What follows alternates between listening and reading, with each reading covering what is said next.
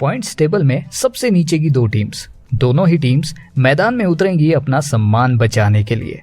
Hello, welcome back to our channel और आज हम फैंटेसी टीम एनालिसिस करने वाले हैं match number 59 Mumbai versus Chennai का, जो कि शाम 7:30 बजे से वानखेड़े स्टेडियम मुंबई में खेला जाएगा। इसमें हम प्लेयर्स के फैंटेसी पॉइंट्स, ग्रैंड लीग में सेफ और इसके पिक्स के साथ साथ कैप्टन एंड वाइस कैप्टन के ऑप्शंस पर भी एनालिसिस करेंगे, तो वीडियो को एंड तक जरूर देखना। अब रियल क्रिकेट के साथ साथ फैंटेसी क्रिकेट का भी मजा लो। iGamio लाया है वीकली इन्वेस्टमेंट लीडर बोर्ड। पिछले वीक आया था, इस बार फिर से आ गया है। सब कुछ वही है, small league leader board contest खेलना है, ज्यादा से ज्यादा इन्वेस्ट करके खेलो। जितना ज्यादा इन्वेस्ट करोगे उतना ही लीडर बोर्ड में ऊपर तक जाओगे।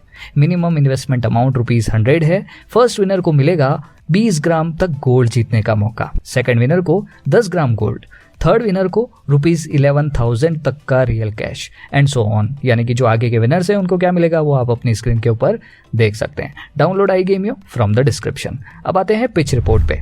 पिच का सरफेस बैटिंग फ्रेंडली है और चेज थोड़ा इजीली हो सकता है यहाँ पे, और लास्ट के 1-2 मैचेस में स्पिनर्स को भी फायदा मिला है। ओवरऑल आप ये कह सकते हैं कि यहाँ पर विकेट्स भी अब बॉलर्स को मिल रहे हैं ज़्यादा।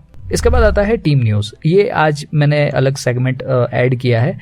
रविंद्र जडेजा इंजर्ड हैं और शायद बाकी के मैचेस नहीं खेल पाएंगे, तो ये बहुत बड़ा झटका है चेन्नई को। हालांकि बहुत इतने रिदम में और इतने फॉर्म में भी नहीं थे, बट स्टिल बहुत बड़ा प्लेयर था और इंजर्ड है और शायद हो सकता है कि अब मैचेस आगे के ना खेल पाए। दूसरा है Surya Kumar Yadav, for arm injury जिसके चलते इस सीजन से बाहर हो गए हैं। बहुत बड़ा झटका मुंबई को लगा है। जो मुंबई की बैटिंग का जो मिडल ऑर्डर था वो सूर्य कुमार यादव ने संभाल रखा था और अब ये बहुत बड़ा झटका है, तो कमर टूट गई है मुंबई की। नेक्स्ट है top performers at this venue. तो मुंबई की बात कर लेते हैं। तो मुंबई ने यहाँ पे एक ही मैच खेला है, तो उसमें टॉप परफॉर्मर कौन है? तो कैरन पोलार्ड। 2 विकेट्स उन्होंने झटके थे, सडन उनको विकेट्स मिले थे, तो उनका एक प्रदर्शन अच्छा था। दूसरा रोहित शर्मा और तिलक वर्मा, इन दोनों के 39 एंड 38 रन्स की रेस्पेक्टिवली पारियां हैं। मतलब रोहित शर्मा ने 39 रन्स बनाए थे और तिलक वर्मा ने 38 रन्स। स्टिल एक कंसिडरेबल आप कह सकते हैं कि उनका सपोर्ट था इस पूरी मुंबई की पारी में। फिर बात करते हैं चेन्नई की। तो चेन्नई ने यहाँ पे 2 मैचेस खेले हैं, तो टॉप परफॉर्मर्स देख लेते हैं। धोनी और राइडू दोनों की हाफ सेंचुरीज आ चुकी हैं इस वेन्यू पे। दूसरा डीजे ब्रेवो, 5 विकेट्स लिए हैं उन्होंने इस वेन्यू पे, एक में 3 विकेट और एक में 2 विकेट। तो ओवरऑल बहुत अच्छा प्रदर्शन बॉलिंग से रहा है उनका। अब आते हैं हेड टू हेड एनकाउंटर में। तो उसमें चेन्नई ने ये मैच जीता था और टॉप परफॉर्मर्स कौन है वो हम देख लेते हैं। तिलक वर्मा, एक हाफ सेंचुरी उन्होंने लगाई थी, मतलब कहते हैं ना कि इनकी फर्स्ट हाफ सेंचुरी थी इस सीजन की। दूसरा डैनियल सैम्स, 4 विकेट्स उन्होंने झटके थे। तीसरा मुकेश चौधरी, उन्होंने 3 विकेट्स झटके थे। और वो कहते हैं ना कि मुंबई का जो टॉप ऑर्डर था उसको डिरेल कर दिया था। उनकी जो मतलब कहते हैं ना कि जो मुंबई की एक्सप्रेस थी उसको डिरेल कर दिया था शुरुआत में। अब ग्रैंड लीग के लिए यहाँ पर हम 2 कैटेगरीज ले रहे हैं। एक में होंगे वही मैच के सेफ पिक्स और दूसरे में होंगे रिस्की पिक्स। तो रिस्की मतलब यही है कि अगर दिन अच्छा हो तो ये धमाल मचा सकते हैं, ये गेम चेंजर बन सकते हैं, ये विनर बन सकते हैं मैच के। तो सेफ पिक्स में बात करते हैं डेवन कॉनवे। आपने देख ही लिया है कि जब से चेन्नई में इनकी वापसी हुई है तब से हर कोई यही कह रहा है कि इन्हें क्यों नहीं पहले खिलाया गया। एक ही मैच में खिलाया, इसके बाद ड्रॉप क्यों कर दिया।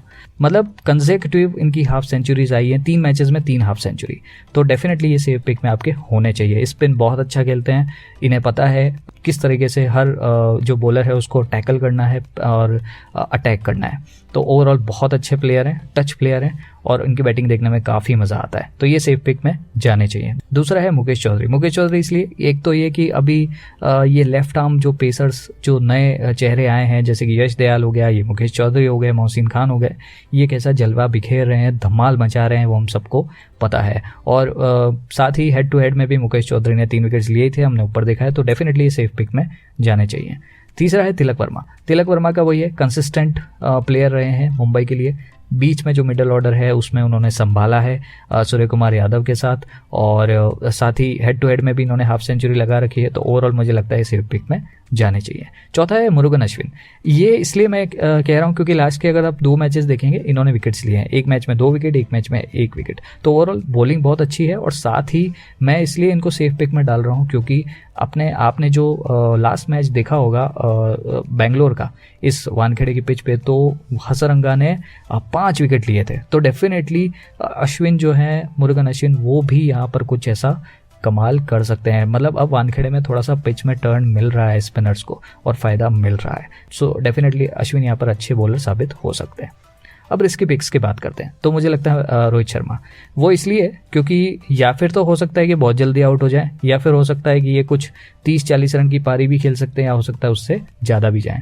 पिछली बार हमने देखा ही है कि मुंबई ने एक ही मैच खेला है यहाँ पे और उसमें उन्होंने 39 रन की अच्छी पारी खेली थी, अच्छा लग रहे थे, वो टच में लग रहे थे। और साथ ही ये वानखेड़े जो स्टेडियम है वो उनका होम ग्राउंड है, तो डेफिनेटली ये अच्छा मतलब कहते हैं ना कि परफॉर्मेंस दे सकते हैं। तो मुझे लगता है ये रिस्की पिक में जाने चाहिए। हो सकता है कुछ खेलें, हो सकता है ना खेलें। दूसरा है ऋतिक शौकीन का इसलिए मैं कह रहा हूँ कि एक तो हेड टू हेड में उन्होंने 25 रन की एक छोटी पारी खेली थी, लेकिन इंपॉर्टेंट पारी थी वो, लोअर मिडल ऑर्डर में आए थे वो। और दूसरी चीज़ ये कि उन्होंने विकेट्स भी लिए हैं, स्पिनर भी हैं, तो कहीं ना कहीं हो सकता है कि शायद विकेट ले भी लें, तो कुछ कह नहीं सकते। तीसरे हैं रॉबिन उथप्पा का ये है कि अब मैं इसलिए इनको रिस्की पिक में डाल रहा हूँ क्योंकि ये पहले क्या थे कि शुरुआत में ओपन करते थे, लेकिन जब से कॉनवे आए हैं तो ऋतुराज और कॉनवे की जोड़ी बहुत अच्छी लग रही है, कमाल जोड़ी चल रही है। तो अब उथप्पा आ गए हैं नीचे, और वही चीज़ है कि अब ये मिडल ऑर्डर में आ गए हैं। तो अभी लास्ट के अगर आप कुछ मैचेस निकालें तो उथप्पा का कोई बहुत अच्छा परफॉर्मेंस नहीं है, बट स्टिल ये गेम फिनिश अच्छा कर सकते हैं। और अगर ऐसा कोई मौका मिलता है कि मतलब कहते हैं ना कि 10-15 बॉलें भी अगर इनको मिल जाती हैं तो शायद ये 25-30 रन मार सकते हैं, तो ये आपको फैंटेसी पॉइंट्स दे सकते हैं। उस हिसाब से ये रिस्की पिक्स में आएंगे। Next, grand league captain and vice captain options, सबसे इंपॉर्टेंट। तो कैप्टन ऑप्शंस में मुझे लगता है DJ Bravo and Rohit Sharma. DJ Bravo इसलिए क्योंकि इस वेन्यू पे उन्होंने 5 विकेट लिए हैं, तो डेफिनेटली ये जो वानखेड़े की पिच है ये मतलब एक हिसाब से कहते हैं ना कि लकी साबित हो रही है उनके लिए। साथ ही हम सबको पता है ये बॉलर अच्छे हैं, स्टार बॉलर रहे हैं, और शुरुआत से इन्होंने थोड़ा संभाला है, विकेट्स यही निकालते थे चेन्नई के लिए। और वही वाली बात है कि इनके पास पेस में वेरिएशंस हैं, मिश्रण करते हैं ये अपनी बॉलिंग में।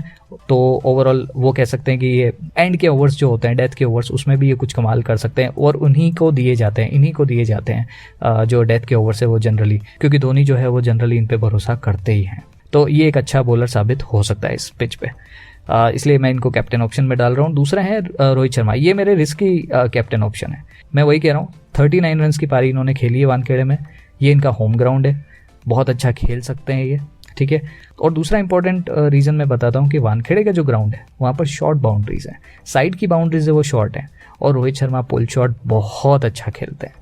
हाँ, ये भी बात है कि पुल शॉट पे भी आउट ज़्यादा होते हैं, बट स्टिल आप उनकी स्ट्रेंथ को लेकर चलिए कि वो पुल शॉट बहुत अच्छा खेलता है। तो डेफिनेटली ये इन्होंने अगर एक बल्ला घुमाया तो ये छक्का जाना ही जाना है, तो मैं उस हिसाब से थोड़ा सा ले रहा हूँ। इसलिए ये थोड़े से रिस्की कैप्टन ऑप्शन है, बट मैं फिर भी इनके ऊपर आज जो है विश्वास जता रहा हूँ। फिर आते हैं वाइस कैप्टन ऑप्शंस में, तो मुझे लगता है राइडू और तिलक वर्मा। राइडू इसलिए अगेन वो थोड़ा सा मैं सेम रीज़न ले रहा हूँ रोहित शर्मा वाला कि शॉर्ट बाउंड्रीज साइड की।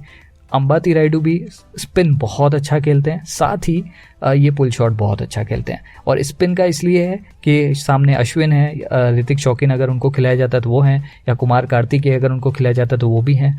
तो मतलब स्पिन के ऑप्शन अभी मुंबई में हैं, और कहीं ना कहीं राइडू जो है वो बहुत अच्छे से टैकल कर सकते हैं। और इस पिच पे स्पिनर्स को अब थोड़ी मदद मिल रही है, तो वही कहते हैं ना कि टैकल करने के लिए जैसे कुछ ऐसे प्लेयर चाहिए, जैसे कि डेवन कॉनवे है, अंबाती राइडू है, ये प्लेयर क्या है कि स्पिन को अच्छे से टैकल कर सकते हैं। तो मैं यही कुछ पैरामीटर्स ले रहा हूँ, इस हिसाब से अंबाती राइडू को मैं पिक करता हूँ। दूसरा है तिलक वर्मा। अगर तिलक वर्मा नहीं लेते हो तो मुझे लगता है टिम डेविड भी आप ट्राई कर सकते हो, पर हम यहाँ पर तिलक वर्मा की बात कर लेते हैं। मिस्टर कंसिस्टेंट मैं इनको कह रहा हूँ, ये मेरा अपना खुद का टर्मिनोलॉजी है जो मैंने इनके ऊपर डाला है, वो ये कि हर मैच में कुछ ना कुछ ये कंट्रीब्यूशन मुंबई के लिए करते ही हैं मिडल ऑर्डर में। तो वही वाली बात है कि अगर इनकी मुंबई की जो ट्रेन है एक्सप्रेस वो अगर कहीं डिरेल हो गई तो यही बचाने वाले हैं। और क्योंकि सूर्य कुमार यादव अब नहीं है तो जो थोड़ा सा भार है कंधों पे वो इनके आ जाएगा, तो मुझे लगता है कि एक अच्छा ऑप्शन हो सकता है। और अगर ये नहीं लेना है तो टिम डेविड भी कर सकते हैं, क्योंकि टिम डेविड हाइट बहुत अच्छी है, पुल शॉट ये बहुत अच्छा खेलते हैं, और हमको पता ही है कि इन्होंने अभी लास्ट के 2-3 मैचेस में किस तरीके से मैचेस को फिनिश किया है। आप उनके साथ भी जा सकते हैं, अगर तिलक वर्मा नहीं तो फिर Tim David.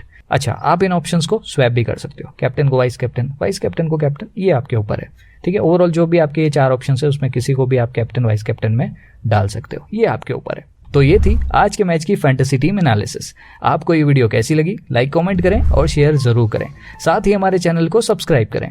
Keep watching India fantasy.